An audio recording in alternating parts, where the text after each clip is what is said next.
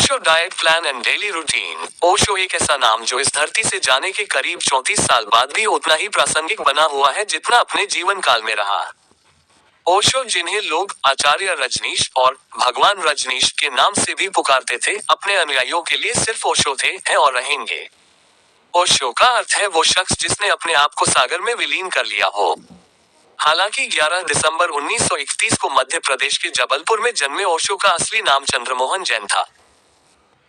ओशो ने लोगों के बीच अपने दर्शन को इस तरह से रखा कि आज भी उनका अनुसरण करने वालों की संख्या करोड़ों में है।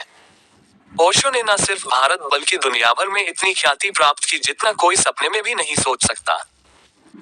ओशो के सिद्धांत आज भी लोगों को सूट करते हैं, तभी तो 1990 में उनके निधन के 34 साल बाद भी उनके प्रवचन, व्याख्यान और भाषणों की किताब और सीडी आज भी बड़ी मात्रा में बिकती है। आज भी लोग सोशल मीडिया में ओशो के दर्शन को समझने और अपने जीवन में उतारने की कोशिश कर रहे हैं। ओशो भोजन को लेकर कहते थे कि एक स्वस्थ शरीर के लिए ये जरूरी नहीं है कि आप क्या खा रहे हो, जरूरी ये है कि आप किस मनोदशा में खा रहे हो। खाते वक्त आपका चित्त कैसा है, मतलब कि भोजन के वक्त आप खुश हो, उदास हो, क्रोधित हो या फिर किसी चिंता में हो। ओशो के मुताबिक आप जिस मनोदशा में भोजन करते हैं उसका वैसा ही असर आपकी सेहत और शरीर पर पड़ता है। ओशो मानते थे कि अगर आप चिंता के भाव में भोजन कर रहे हैं तो मुमकिन है कि वह खाना आपके लिए जहर का काम करे। वहीं अगर आप पूरे आनंद भाव से खा रहे हैं तो कई बार संभावना भी है कि खाने में मिला जहर भी आप पर असर ना करे। बात ओशो के खुद के भोजन की करें तो वो हर चीज आजमाया करते थे।